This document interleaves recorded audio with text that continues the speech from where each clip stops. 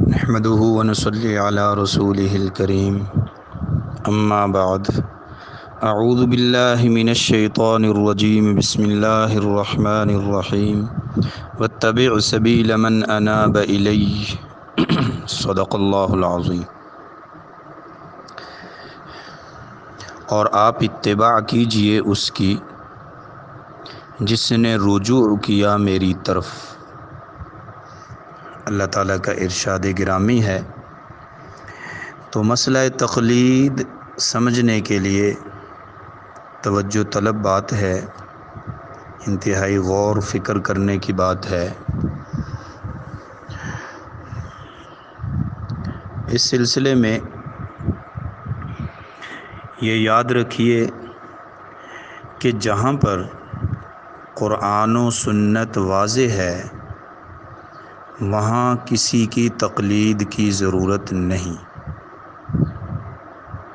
قرآن واضح ہے، قرآن کی آیات نصوص ظاہرہ حدیث مبارکہ واضح ہے، تو وہاں کسی کی تقلید کی ضرورت نہیں۔ جہاں پر قرآن و سنت میں کوئی مسئلہ بالکل واضح اور ظاہر نہیں ہے یا احادیث کئی طرح کی بظاہر متعارض نظر آ رہی ہیں، اس صورت میں پھر ماہرین قرآن و سنت کی بات کا اعتبار ہے۔ ماہرین قرآن و سنت کو فقہا کہا جاتا ہے، مجتہدین کہا جاتا ہے۔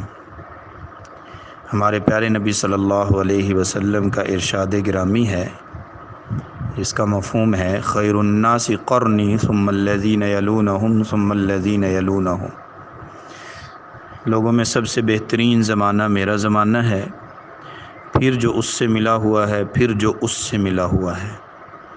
تو زمانے ہیں کل تین، آپ علیہ السلام اور صحابہ اکرام رضی اللہ عنہم کا زمانہ، اور دوسرا زمانہ ہے تابعین کا، اور تیسرا زمانہ ہے تبع تابعین کا۔ یہ کل 400 سال کا زمانہ ہے جسے خیر الناس قرن ثم الذین یلونہم ثم الذین یلونہم کہا جاتا ہے، یعنی خیر القرون بہترین زمانے جو تین ہیں وہ 400 سال تک کے زمانے ہیں۔ 110 سال تو صحابہ اکرام رضی اللہ عنہم کا ہی دور ہے، آخری صحابی 110 ہجری میں انہوں نے انتقال فرمایا۔ ان کے بارے میں کہا جاتا ہے وہ حضرت طفیل دوسی رضی اللہ تعالی عنہ ہیں۔ تو ان 400 سال کے اندر قرآن و سنت کے ماہرین رات دن جنہوں نے محنت کی ہے قرآن و سنت پہ، وہ بہت سارے گزرے ہیں، بہت سے حضرات گزرے ہیں، علماء کرام، مجتہدین، فقہا، محدثین۔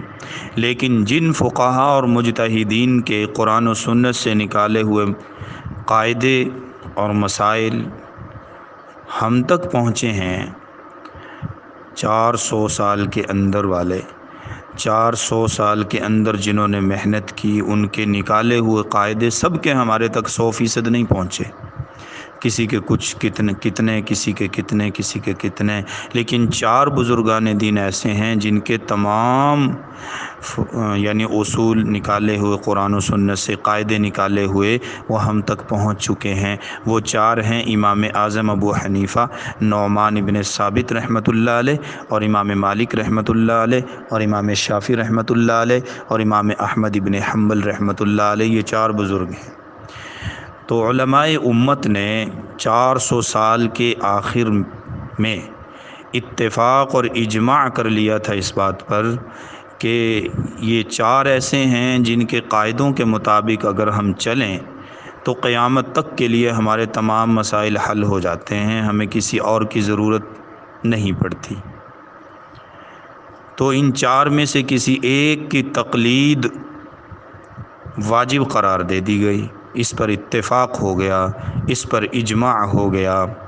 دیکھیے خیر الجاری فی شرح البخاری، شیخ الحدیث حضرت مولانا صوفی سرور صاحب رحمۃ اللہ علیہ تفصیل سے انہوں نے اس بات کو لکھا ہے اور اجماع جو ہے یہ ایک مستقل دلیل ہے کیونکہ علماء اکرام نے صاف لکھ دیا کہ دلائل 4 ہیں، ادلہ اربع، ادلہ شرعیہ 4 ہیں، کتاب اللہ، سنت رسول اللہ، اجماع امت اور قیاس شرعی۔ اہل سنت کے 4 اساس، کتاب، سنت، اجماع اور قیاس۔ تو تقلید کی وہاں ضرورت پڑے گی جہاں قرآن و سنت کسی مسئلے میں واضح نہیں ہیں۔ ان 4 میں سے پھر ایک کی تقلید کرنا لازم اور ضروری ہوگا، واجب ہوگا، اس بات پر اتفاق اور اجماع ہے۔ قرآن مجید کی اس آیت میں وَاتَّبِعْ سَبِيلَ مَنْ أَنَابَ إِلَيَّ میں بھی اس سے بھی یہ بات ثابت ہو رہی ہے تقلید والی۔ تقلید کا معنی ہے اتباع کرنا۔ تو بہرحال اور بہت ساری اس میں تفصیلات ہیں۔ اتنی بات اچھی طرح یاد رکھ لینی چاہیے کہ جہاں قرآن و سنت واضح نہیں ہیں یا جہاں ٹکراؤ پیدا ہو رہا ہے، بظاہر احادیث کے اندر تعارض آ رہا ہے، یا جہاں پر بالکل بھی کسی مسئلے میں کوئی حدیث وغیرہ ہے نہیں، قرآن کی آیت نہیں ہے، تو وہاں پر 4 ائمہ میں سے، 4 مجتہدین میں سے کسی ایک کی تقلید لازم اور واجب ہے۔ اس بات پر تمام علماء اہل سنت کا اتفاق اور اجماع ہے۔ بہت سارے مسائل ایسے ہیں جن میں قرآن و سنت یعنی ان کے بارے میں واضح اور ظاہر نہیں ہے، یا کسی کے بارے میں خاموش ہے، جیسے بھینس کے دودھ پینے کے سلسلے میں، بھینس کی قربانی کے سلسلے میں اختلافات چلتے رہتے ہیں۔ تو یہاں اور اسی طرح اور بہت ساری چیزیں ہیں، تو کچھ قاعدے نکالے ہیں محدث فقہاء کرام نے، تو ان قاعدوں کے مطابق ہم پرکھیں گے تو انشاءاللہ تقلید کرنے سے ہم اطمینان کے ساتھ شریعت پہ عمل کر سکتے ہیں، اور اس میں سکون بھی ہے، راحت بھی ہے، امن بھی ہے، اور بڑوں پہ اعتماد بھی ہے۔ اور اگر تقلید ہم چھوڑ دیں تو پھر کیا ہوگا؟ بدگمانی ہوگی، بد زبانی ہوگی، بڑوں پہ اعتماد نہیں ہوگا، اور خود ہی کتابیں اٹھائے پھریں گے اور ترجمے اٹھائے پھریں گے اور دعوے کریں گے ہم محققین ہیں، حالانکہ ہم خود محتاج ہیں۔ 400 سال کے اندر کے محققین کا اعتبار ہے۔ 400 سال کے اندر کچھ لوگ ایسے تھے جو قرآن و سنت کے ماہر تھے، اور کچھ لوگ ایسے تھے جو ان سے پوچھ کر چلنے والے تھے۔ تو 400 سال کے اندر خیر القرون کے اندر 2 ہی طبقات پائے جاتے تھے مسلمانوں کے، مجتہدین اور مقلدین۔ تیسرا طبقہ نہیں تھا کہ جو مجتہد بھی نہ ہو اور مقلد بھی نہ ہو، بلکہ وہ غیر مقلد ہوں، خود بھی تحقیق نہیں کر سکتے، خود بھی قرآن و سنت کے ماہرین میں سے نہیں ہیں، اور تقلید بھی نہ کریں، ایسا کوئی طبقہ نہیں تھا۔ دیکھیں آپ علیہ الصلوۃ والسلام نے حضرت معاذ بن جبل رضی اللہ عنہ کو بھیجا یمن میں حاکم بنا کر، اور فرمایا وہاں جا کے لوگوں کو قرآن و سنت کے مطابق مسائل بتانا۔ تو انہوں نے کہا، آپ صلی اللہ علیہ وسلم نے پوچھا جہاں قرآن و سنت تمہیں واضح نظر نہیں آئیں گے کیا کرو گے؟ انہوں نے کہا جی میں اپنی رائے کا اعتبار کروں گا، پھر اجتہاد کروں گا۔ آپ صلی اللہ علیہ وسلم بڑے خوش ہوئے۔ یہ ساری تفصیلات۔ بہرحال 400 سال کے اندر 2 ہی طبقے تھے، 400 سال کے بعد بھی ایک ہی طبقہ رہ گیا۔ 400 سال کے بعد صرف مقلدین کا، مجتہدین مطلق کا کوئی اب اعتبار نہیں ہے 400 سال کے بعد۔ تو اب ایک ہی طبقہ ہمیں چاہیے کہ ہم تقلید کرنے والے بنیں۔ تو کچھ لوگ ایسا کرتے ہیں کہ نہ تو وہ مجتہد ہوتے ہیں، تو مجتہد کا تو اعتبار ہی نہیں 400 سال کے بعد، اس پہ بھی اجماع ہے، اتفاق ہے، اور وہ مجتہد بھی نہیں ہوتے اور تقلید بھی نہیں کرتے، تو پھر وہ تیسرا طبقہ ہے غیر مقلدین کا، جو چند ایک ہیں۔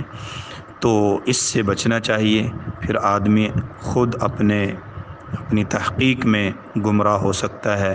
بڑوں کا دامن، اپنے بزرگوں کا دامن کبھی بھی نہیں چھوڑنا چاہیے۔